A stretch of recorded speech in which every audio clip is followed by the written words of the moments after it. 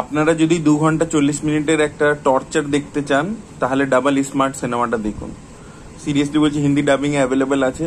এর থেকে জঘন্য সিনেমা পুরী জগন্নাথ জীবনে বানায়নি। একটা টাইম হয় ডিরেক্টররা খুব ভালো থাকে, ভালো সিনেমা বানায়, কিন্তু তার টাইমটা যখন পার হয়ে যায় সে তখন নিজের পুরনো ভালো ছবিগুলো স্পুফ বানাতে শুরু করে। যেমন রাম গোপাল বর্মার ক্ষেত্রে ওই জিনিসটা হয়েছিল। আর পুরী জগন্নাথ রাম গোপাল বর্মারই তো অ্যাসিস্ট্যান্ট ছিল। রাম গোপাল বর্মা দেখবেন পরের দিকে সাত্যা 2 বানিয়েছে, এ ধরনের ভুলভাল জিনিস করেছে। ভূত 2, ভূত 1, সাত্যা 1 সব খুব ভালো কাল্ট ছবি, কিন্তু সেগুলো পার্ট 2 যেগুলো হয়েছে সেগুলো জঘন্য হয়েছে। তো এই ছবিটা বেসিক্যালি এর যে লাস্টের দিকে যে অ্যাঙ্গেলস গুলো এনেছে সেগুলো হচ্ছে আমাদের পুরী জগন্নাথের ফেমাস ছবি পোকরি, যেটা পরে ওয়ান্টেড হয়ে রিমেক হয়েছিল, তামিলেও হয়েছিল, বিজয় পরে হিন্দিতে হয়েছিল সালমান খানকে নিয়ে, এবং ব্লকবাস্টার হয়েছিল সবকটা ভাষাতে। তো সেই ছবিটারই একটা স্পিন হচ্ছে শেষের দিকটা। এবং এই কেজিএফ বেরোনোর পর থেকে প্রত্যেকে ভাবে যে ছবির মধ্যে দরকার থাকুক চাই না থাকুক, ওই ওয়ার্ল্ডের সাথে যাক চায় না যাক, একটা মায়ের ইমোশন ঢুকিয়ে দেবো, আম্মা সেন্টিমেন্ট ওরা সাউথে বলে। তো ওইটা ঢুকিয়ে দিলেই সব হয়ে যাবে। বাকি ছবি জুড়ে ওটা জাস্টিফিকেশনের দরকার নেই। প্রথমে একটা যে স্টার্ট হলো সেখানটা আমি কটা সিন দেখালাম, আর লাস্টে মাঝখানে একটা ফ্ল্যাশব্যাকের কটা সিন দেখালাম, ব্যাস তাহলেই হয়ে গেল।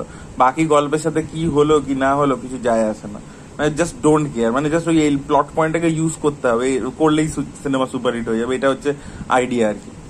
এনিওয়ে, প্রথম কথা যে ফার্স্ট পার্টেও কিছু গ্রেট সিনেমা ছিল না, কিন্তু একটা এন্টারটেনমেন্ট ভ্যালু ছিল এবং কনসেপ্টটা ভালো ছিল, এবং রাম পথিনেনি ওই ছবিটাতে ভালো কাজ করেছিল। এবার এই ছবিটাতে যদি একটাই পজিটিভ পয়েন্ট বলতে হয়, রাম পথিনেনি যখন থেকে এই মানে মেমোরি ট্রান্সফারের ব্যাপারটা হয়, যেটা অনেকটা পরে হয়, তো তারপর থেকে রাম পথিনেনি যে সুইচ করছে বারবার পার্সোনালিটির মধ্যে, সেই জায়গায় ওর পারফরমেন্সটা ভালো ছিল। এই একটা জিনিস যদি আপনার গোটা ছবিটার মধ্যে কিছু ভালো বলতে হয়, এইটা একটা ভালো, আর কিচ্ছু ভালো নেই। মানে জঘন্য, মানে আপনি জাস্ট, এবার আমি তো এখনো আসিনি, এখনো খারাপ জিনিসটা বলিনি।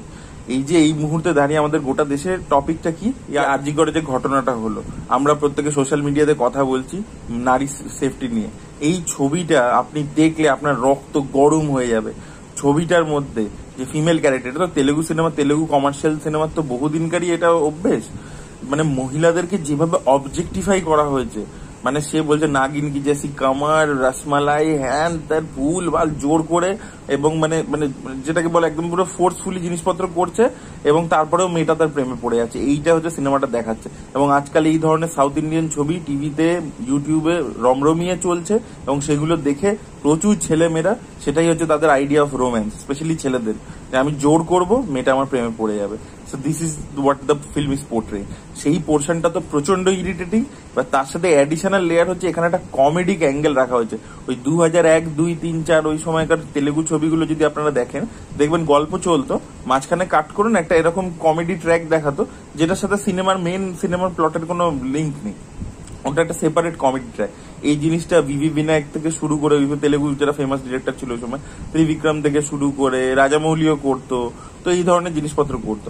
তো এখানে একটা এরকম একটা মানে আলী বলে একজন আছে না কমেডিয়ান, ও পুরী জগন্নাথ তো সবাই নিয়েছে, ওরা খুব ফেমাস ওখানে, তো তাকে রেখেছে। এবার তাকে একটা আদিবাসী টাইপের কি বানিয়েছে। এবার মানে ওই যে ক্যারেক্টারটা এসে যা করে, ইরিটেটিং, মানে ওখানে তো হাসি পাই না, মানে জাস্ট মাথা ব্যথা করছিল।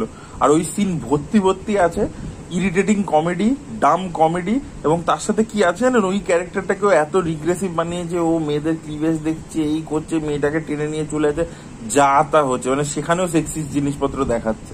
তো গোটা ছবির যে এই যে রোম্যান্স আর কমেডি পোর্শনটা, it's so so so irritating আর ডিস্টার্বিং। আমি যখন হলে বসে দেখছি কালকে, আমি ভাবছি যে ভাই এটা কি দেখছি। আর এই জন্য ছবিটা 2 ঘন্টা 40 মিনিট 42 মিনিটের ছবি।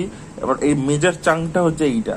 আর মেন গল্প যেখান থেকে ঢোকে না, মেন গল্প প্রথমে যে সঞ্জয় দত্তের ইন্ট্রোডাকশন হলো, তারপরে রামপতিনের ইন্ট্রোডাকশন হলো, সবকটা সিন আনইন্টারেস্টিং। একটা অ্যাকশন সিন ভালো না, কোনো ওয়ার্ক করছে না, কোনো স্টাইলাইজেশন ওয়ার্ক করছে না, কোনো টুইস্ট ওয়ার্ক করছে। এই যে পোকরির মতো একটা টুইস্ট দেওয়া হয়েছে, সেই টুইস্টটা মানে পোকরিতে মানে ওয়ান্টেডে যখন ওই টুইস্টটা রিভিল হয়, তার যে মজাটা, কারণ বাকি ছবিটা ভালো, ক্যারেক্টার বিল্ডিং ভালো, ওয়ার্ল্ড বিল্ডিং ভালো, সেগুলো এখানে কিছুই হচ্ছে না, তাই জন্য টুইস্টটা ওয়ার্ক করছে না। আর সঞ্জয় দত্ত জঘন্য অ্যাক্টিং করেছে, মানে মনে হচ্ছে জাস্ট ভাই পয়সার জন্য করছে, দাঁড়িয়ে আছে পুরো আনইন্টারেস্টেড, একদম পুরো জোর করে ফেক একটা হাসি হাসছে, এ করছে, মানে বমি পেয়ে যাবে আপনার। সঞ্জয় দত্তের পারফরমেন্স সবচেয়ে খারাপ।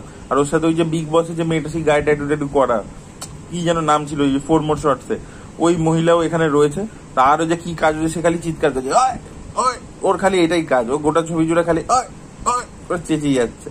এই হচ্ছে ওই মেয়েটার রোল। আপনার ইয়ার্কি মারছেন, আপনি দেখে নিলে ছবিটা দেখলে বুঝবেন, ভাবছেন অডিটরি ইয়ার্কি মারছেন, তা কিন্তু নয়। আর বাকি তো গল্পটার মধ্যে যা খুশি তাই হচ্ছে, কখনো অ্যাকশন হচ্ছে, কখনো এই হচ্ছে, কখনো সুইস ব্যাংক থেকে টাকা ট্রান্সফার করছে, যা খুশি তাই হচ্ছে। মানে আমি জাস্ট ভাবছি ভাই, মানে বেরোতে পারলে বাঁচি। মানে আমি যদি রিভিউ না করতাম না, আমার রিভিউ যদি না করা থাকতো, আমি সিরিয়াসলি বলছি আমি ছবিটা থেকে বেরিয়ে যেতাম, এত বাজে ছবি হয়েছে। মানে প্রথম 10 মিনিট পর থেকে আমি আর ছবিটা দেখতে পাচ্ছি, মানে এত জঘন্য সিনেমা।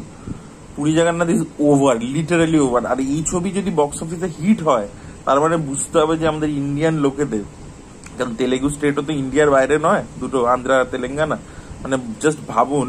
এবং এইগুলো পরে কিন্তু স্যাটেলাইট আর ইউটিউবে এসেও কিন্তু হিট হয়, ঠিক আছে? হয়তো হলে চলবে না, কিন্তু রামপথিনের কিন্তু ছবি ইউটিউব এবং স্যাটেলাইটে হিট হয়। তার মানে নর্থ ইন্ডিয়ার লোকেরাও দেখছে, প্রচুর লোকে দেখছে। তার মানে মাইন্ডসেটটা কোথায় যে লোকে এই জিনিসগুলো এনজয় করে? তার মানে তো বুঝতে হবে এনজয় করে বলেই তো দেখছে, নাহলে তো ছুঁড়ে ফেলে দিত। তো এইটা হচ্ছে অবস্থা। আমি তো এই সময় এই পরিস্থিতিতে এই মাইন্ডসেটে দেখেছি যখন, আমি তো মানে ছবিটা নিতেই পারছি না, মানে জাস্ট বসতেই পারছি না, ছবিটা এত খারাপ। সেটাই বলা ছিল। That was it. Thank you so much.